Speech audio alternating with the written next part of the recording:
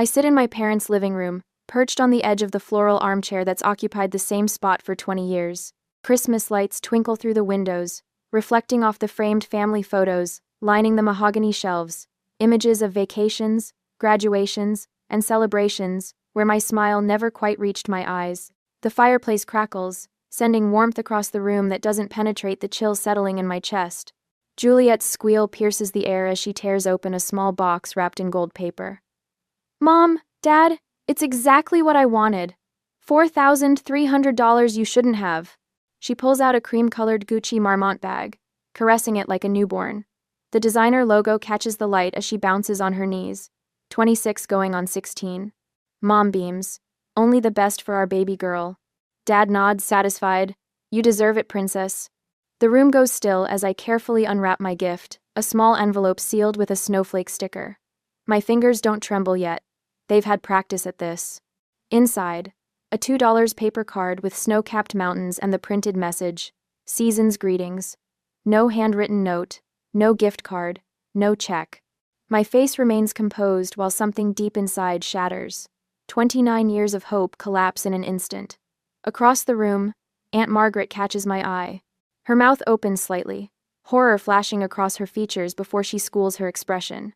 She knows. She sees. Dad checks his watch, fidgeting with the band. Traffic will be bad if we don't leave for the restaurant by 7. Mom hurries to refill Juliet's eggnog, avoiding my gaze with practiced ease.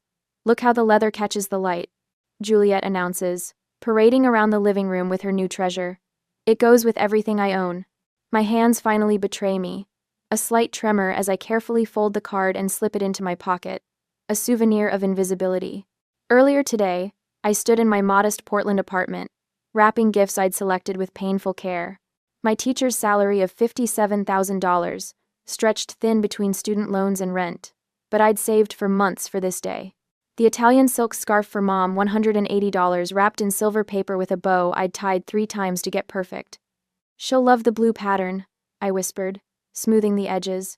The Parker pen for Dad, $145, engraved with his initials, nestled in a velvet box. He mentioned needing a new one for client meetings.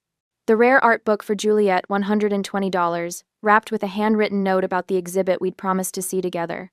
A sister promise never kept. "Maybe this Christmas will finally be different," I told my reflection as I applied mascara, careful not to smudge. Hope, that stubborn weed, still blooming after decades of frost. Now I stand, smoothing my skirt as the family continues celebrating around me. Juliet snaps photos of her bag for Instagram. Dad pours another bourbon. Mom arranges cookies on a vintage platter. "I think I need some fresh air," I say, my voice steady despite the earthquake in my chest. No one looks up except Aunt Margaret, who crosses the room and touches my shoulder. Her fingers press firmly, a Morse code of understanding. "You're not wrong," she whispers. "You deserve so much more." I nod once, throat tight, and retrieve my coat from the hall closet. The wool scratches against my wrists as I button it methodically from bottom to top. No one notices as I walk out the front door, leaving dinner unfinished. The profound silence follows me down the porch steps, across the icy walkway, to my car dusted with fresh snow.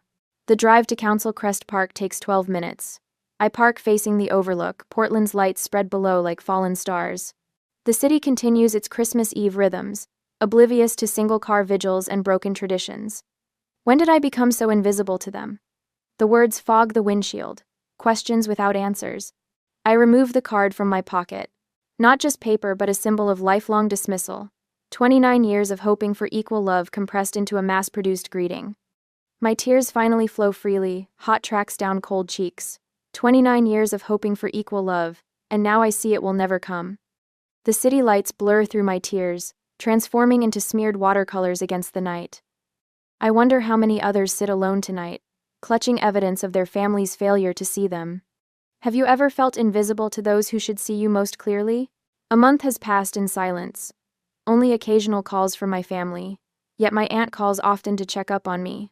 One Tuesday after work, I spread photo albums across my living room floor, January sunlight struggling through Portland's perpetual cloud cover. 1 month since Christmas. 1 month since the $2 card. Elise Turner, archaeological dig. I whisper. tracing my finger along a photo from my 13th birthday. A supermarket sheet cake sits before me, frosting slightly melted under kitchen lights. My smile looks rehearsed. Beside it, I place another photo. Juliet's Sweet 16 at the Benson Hotel, crystal chandeliers gleaming above a 3-tiered custom cake. Dad's arm draped around her shoulders while Mom adjusts Juliet's new pearl necklace. I never realized how methodically I've documented my own erasure. College acceptance letters, preserved in plastic sleeves. Mine to Portland State with a full academic scholarship. Their note paper clipped to the corner. You'll need to work part-time for expenses. Juliet's to fashion school with their scrawled message. We're so proud. Don't worry about anything but your studies. My fingers shake as I turn to my graduation photos. Mom and Dad arriving 20 minutes before the ceremony ended, Dad checking his watch repeatedly. Sorry we're late, honey. Juliet's preliminary fashion show needed our attention. Mom had smoothed my collar, left lipstick on my cheek, and asked when I planned to start job hunting. The evidence surrounds me like archaeological artifacts of a civilization built on imbalance. I open my desk drawer and pull out a leather-bound ledger book. Inside, columns of numbers track years of self-sufficiency, student loan statements totaling $24,800, despite working 20 hours weekly at the campus bookstore for $12 an hour. An email printout from Dad. Sorry, we can't help with your apartment security deposit right now. Next to it, a newspaper clipping about Juliet's fashion school. Tuition, $38,000 per year, plus $20,000 for her essential study program in Milan. The figures burn in my vision like accusing neon signs. My current rent statement, $1,200 monthly for a 1-bedroom apartment with unreliable heating. Juliet's Instagram post about her new downtown luxury apartment. Blessed family support. Rent, $2,800, fully funded. My phone buzzes. I ignore it, focusing instead on a stack of family birthday cards. Mom's handwriting across multiple years. Elise, I retrieve my journal from the nightstand and carefully place the card inside. Beneath it, I write in deliberate letters, the last time I'll beg for love. My phone buzzes again with a family group chat notification. I open settings and silence it. Done. Another text from Mom. Casual dinner Sunday? Your father's grilling steaks? I type, sorry, I have plans. No elaborate excuse, no promise to reschedule. Juliet calls next. Elise, can you help me move into my new place next weekend? Mom and Dad are busy with some financial thing. My finger hovers over the screen. The old Elise would rearrange her schedule, would show up with coffee and donuts, would spend hours assembling IKEA furniture while Juliet directed from the sidelines. I'm not available. I text back. Good luck with the move. 3 dots appear as she types. Disappear, reappear. Finally, what's wrong with you lately? I take a deep breath and type what might be the most honest message I've ever sent. I need some time away from family gatherings. The response is immediate. Mom's going to be upset. I set the phone down without replying. For once, that's not my responsibility. Standing before my bathroom mirror, I study my reflection.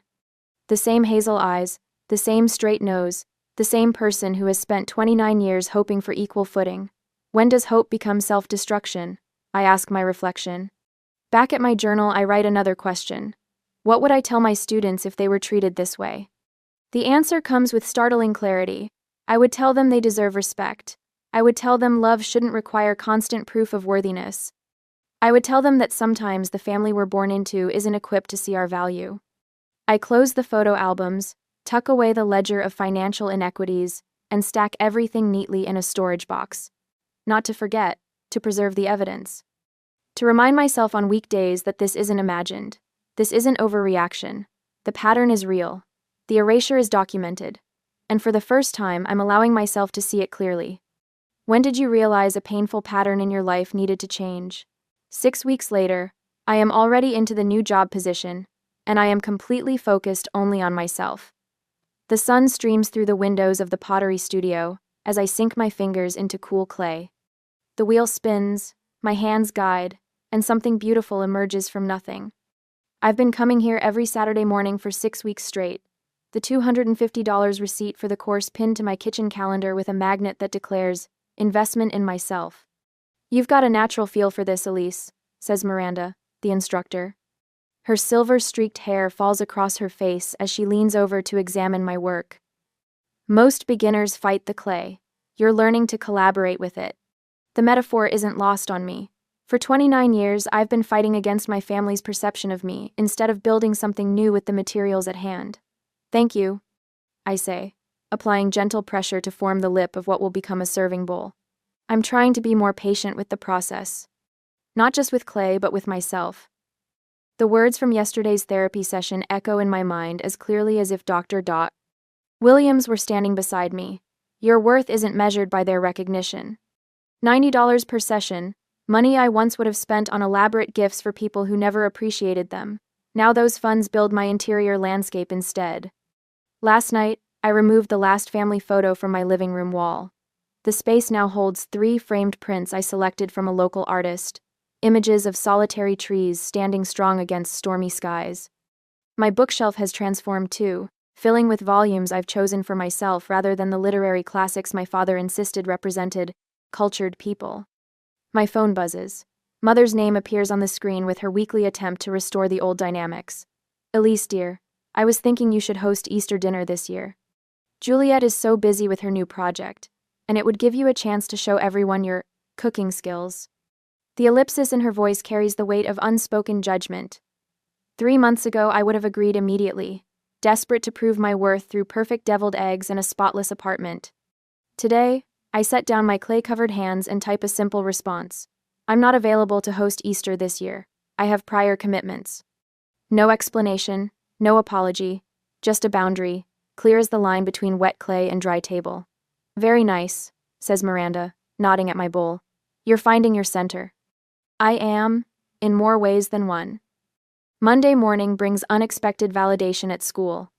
Principal Harrington calls me into his office, sliding my teacher evaluation across his desk with a rare smile warming his typically stern face. This is exceptional work, Elise. The student responses to your creative writing unit were remarkable. I've never seen engagement numbers like these. I accept the folder, scanning the comments from students. One jumps out. Miss Turner's assignment about writing our life story from a different perspective changed how I see myself. I never thought about being the hero instead of the victim. The words land in my chest like a warm stone. All those years feeling invisible, and here I am, helping others see themselves more clearly. There's something else, Principal Harrington continues. We need someone to lead the summer writing program. Your independent spirit is exactly what we need. It comes with a stipend, of course. The word independent no longer stings as it once did when my mother used it to justify her neglect. Now it carries the weight of respect. I'd be honored, I reply, straightening my shoulders. That afternoon, I receive an email inviting me to present at a regional education conference. My finger hovers over the delete button, my first instinct to assume it's been sent to me by mistake. Then I remember Dr. Williams's words. Assume you deserve good things until proven otherwise. I click accept instead. Later that evening, I open my banking app and transfer $500 into the account labeled Home Down Payment, the first deposit of many. A home that will truly be mine, not a space I occupy at the edges of someone else's life. The phone rings at midnight. Juliet's sobbing voice fills my ear before I can even say hello. He broke up with me, Elise. I can't believe it. Derek just walked out after dinner. I need you to come over. I can't be alone right now. The old Elise would have jumped from bed, thrown on clothes, and driven across town at unsafe speeds to comfort her sister. The woman I'm becoming takes a breath. I'm so sorry that happened, Juliet. I can talk tomorrow during my lunch break. What? I need you now.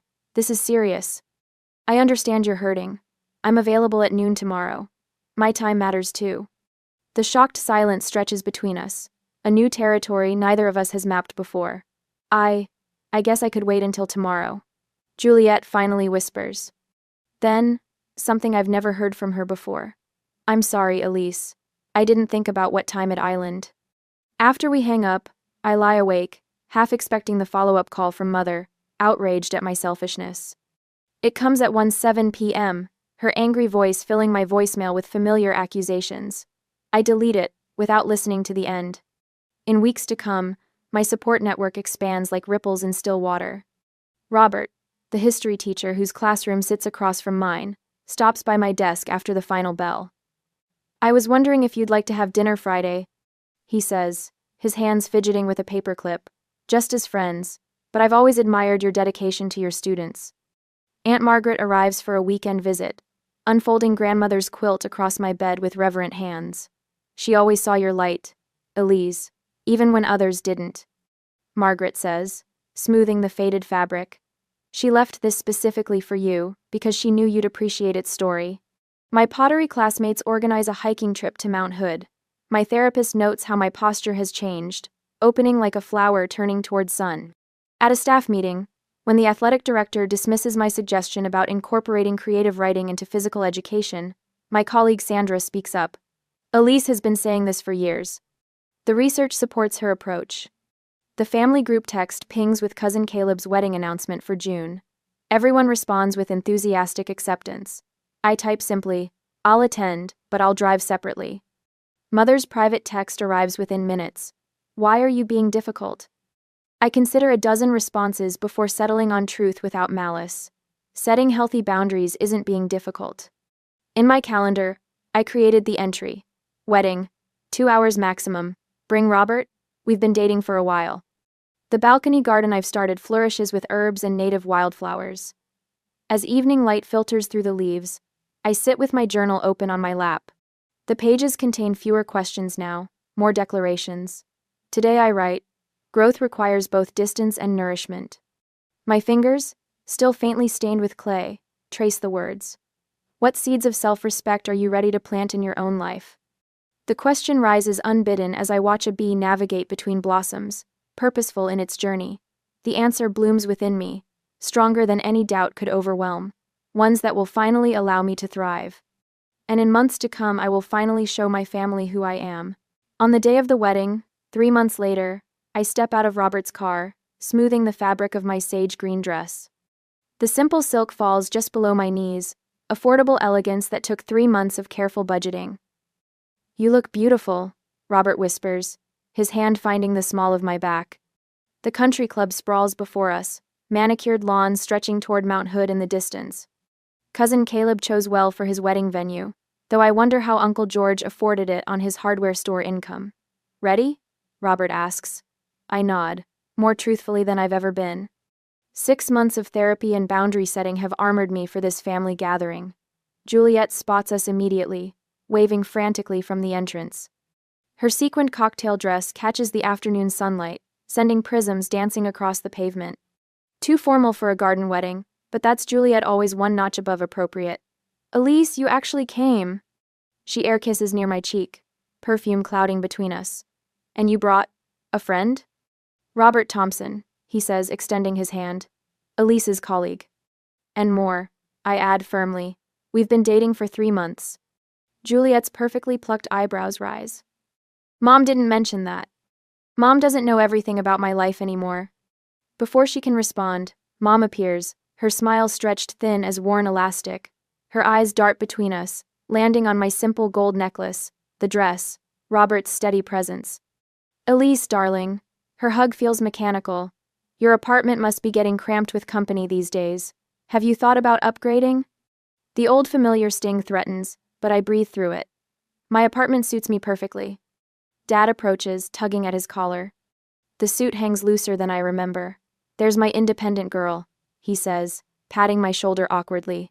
Your apartment must be getting too small for you now. Same script, different Turner. I simply smile. Aunt Margaret rescues me, swooping in with a genuine embrace. Look at you, she whispers, standing tall. She glances over her shoulder before adding, your parents are having financial troubles. Thomas's investments tanked. The ceremony passes in a blur of white tulle and promises. During the reception, I notice details that would have escaped me before. Dad arguing with the photographer in harsh whispers about payment terms. Mom's handbag, not her usual Prada, but a well-worn leather clutch with a small scuff on the corner. And most telling, Juliet's panicked expression when the bartender returns her credit card, shaking his head. The garden behind the reception hall offers temporary escape. Roses climb trellises, their June blooms heavy with perfume. I breathe deeply, counting backward from 10 Dr. Williams's technique for processing surprise without reaction. Running away again? I turn to find Juliet, her mascara slightly smudged at the corners. Taking a moment, I correct her. The difference matters. She slumps onto a stone bench, unexpectedly graceless. You're different now. Yes. I realized how unfair everything was. The words tumble out, unpracticed. I'm sorry, Elise. I wait, years of experience teaching me that Juliet's apologies often come with conditions. They can't support me anymore. She continues, voice cracking. Dad's business is collapsing. The condo's being sold. My credit cards are maxed out. I sit beside her, maintaining careful inches between us. That sounds difficult. I never learned to stand on my own like you did. A tear tracks through her foundation. I don't know how to live on what I actually earn. The sunset paints the garden in amber light, turning Juliet's sequins into tiny flames. We sit in silence, the first comfortable quiet between us since childhood. Back inside, Dad corners me near the cake table. You've always been good with finances, he begins, voice unusually hesitant. Teachers have excellent retirement planning skills. I sip my champagne, waiting. We might need some advice. Family helping family, you know. Before I can respond, relatives swarm around us. Elise, heard you got department head. Uncle George booms. Always knew you'd be successful. Mom appears at my elbow. Elise was always our practical one, she says, her fingers nervously twisting her wedding band. So responsible. Across the room, Robert chats with his sister who drove up from Salem. She's the most respected teacher at her school. I overhear him say, pride warming his voice. Juliet approaches, subdued. Do you know about affordable apartments in Portland? Maybe with roommates?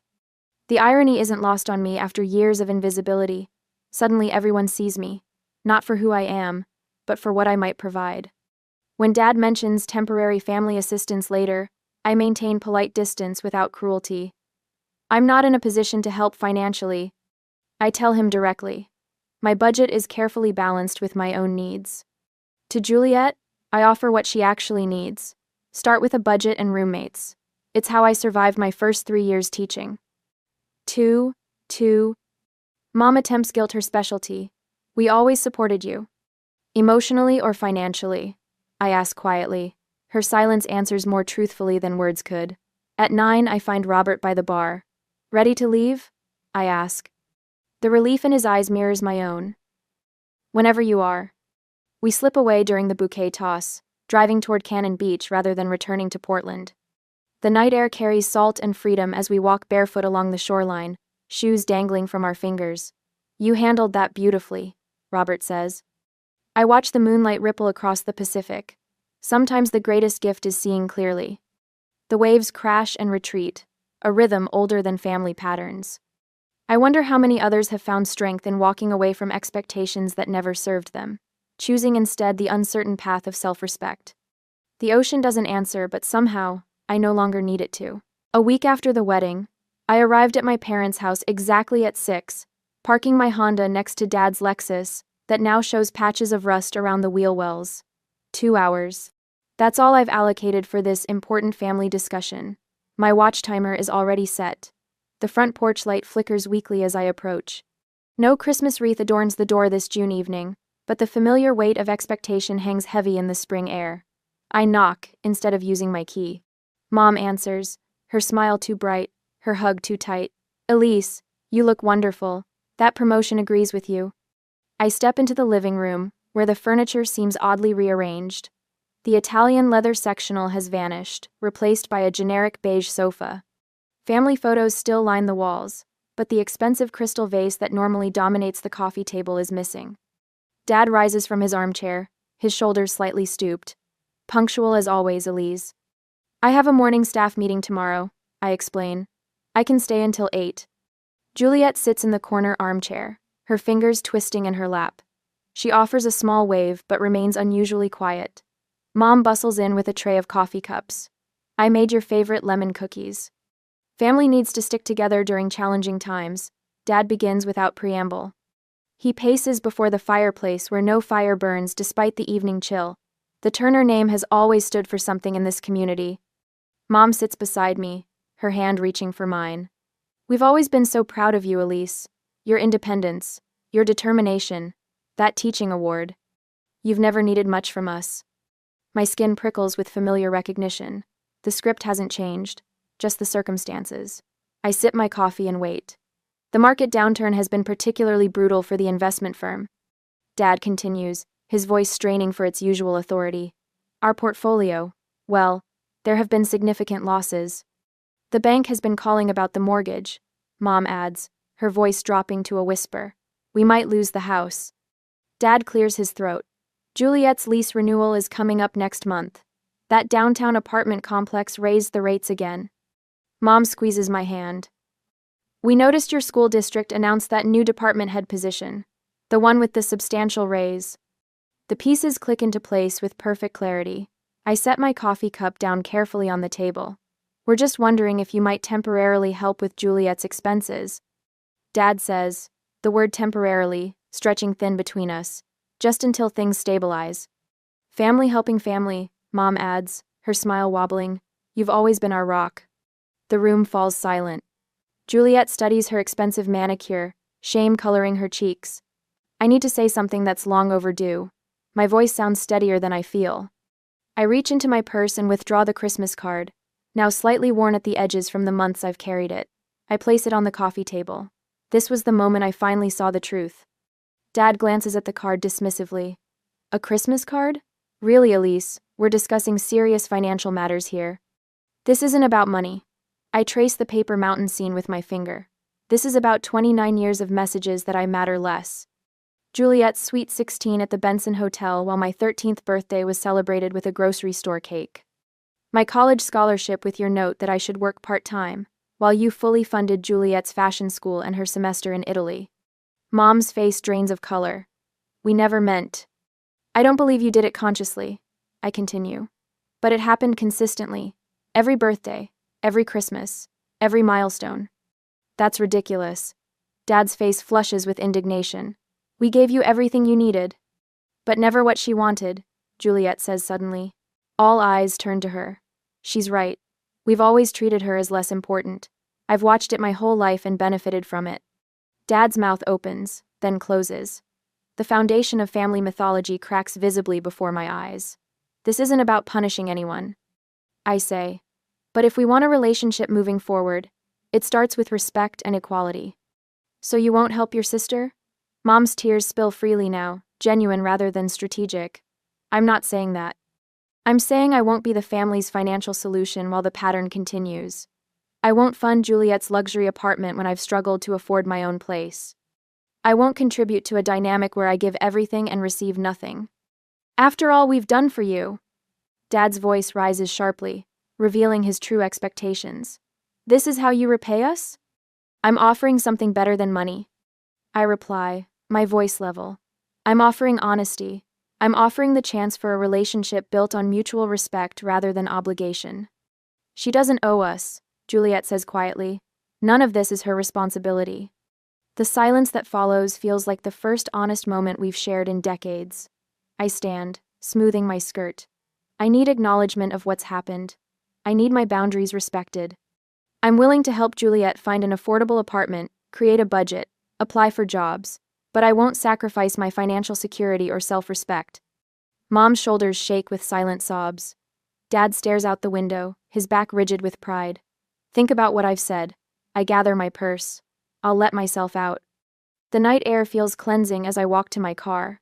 Stars pierce the darkness overhead, witnesses to a truth finally spoken. I realize, starting the engine, that the truth doesn't need to be harsh to be powerful. It simply needs to be spoken. What truth have you needed to speak, even when others weren't ready to hear it? I unlock the door to my new Portland condo, the key sliding into place with a satisfying click. 1 year after that Christmas revelation, my life stands transformed not by what others gave me, but by what I finally gave myself permission to matter. Last box, Robert announces, setting a cardboard container labeled books on the bamboo floor I selected myself. His steady presence these past months has become a comfort I never knew I needed. Not rescue, but partnership. I trace my fingers along the framed house key mounted on the entryway wall. Beneath it, a simple plaque reads, $18,000, the price of freedom, each dollar representing months of overtime, careful budgeting, and saying no to family expectations that once consumed me. Department head looks good on you, Aunt Margaret remarks, arranging wildflowers in a ceramic vase I created in pottery class. She touches my shoulder, her eyes crinkling with pride. You built this life brick by brick, Elise. The afternoon sun spills through windows I spent hours selecting, casting golden rectangles across the dining table set for 4. Not a grand gathering, but an intentional one, Robert. Aunt Margaret and Juliet will join me for dinner. My terms, my space, my boundaries intact. Dad's text message arrived this morning. Hope the move went well. 5 words representing his struggle to navigate our new reality. Mom calls weekly now, her conversation careful but increasingly genuine. Small steps toward what might someday become authentic connection. Juliet arrives, carrying a houseplant and a bottle of mid-priced wine. Her designer bags have disappeared, replaced by sensible work attire from her first real job. The apartment hunt is going well, she says, helping me arrange plates on the table. My roommate works in accounting. She's teaching me about budgeting. Her voice holds a newfound humility that sometimes catches me off guard. Later, as Robert helps me hang curtains in the bedroom, his hands steady on the drill, he asks, "Have you thought about next summer? That cabin on Mount Hood is still available for rent." I smile, no longer afraid of future possibilities. I'd like that, I answer simply. When everyone leaves, I prepare for my first night alone in my new home. I place the Christmas card, that $2 catalyst for change, in a simple frame on my desk. What once symbolized invisibility now represents strength discovered through pain. I open my journal, running my hands across a blank page before writing, "Worth is inherent, not earned or granted by others." At school, a young teacher sought me out yesterday, tears streaming down her face after a family gathering where her achievements were dismissed.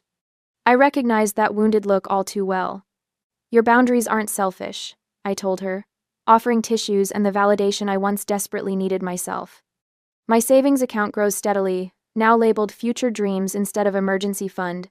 The local pottery studio called yesterday about displaying my pieces next month.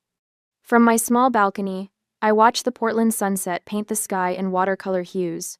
1 year ago, I sat in my car sobbing over a meaningless card. Tonight I stand surrounded by a life built on my own terms. The gift, I whisper to the evening air, was finding myself. I close my journal, no longer needing external validation to know my value. Turning off the porch light, I walk into rooms furnished with intention and self-respect. Love that must be earned isn't love at all.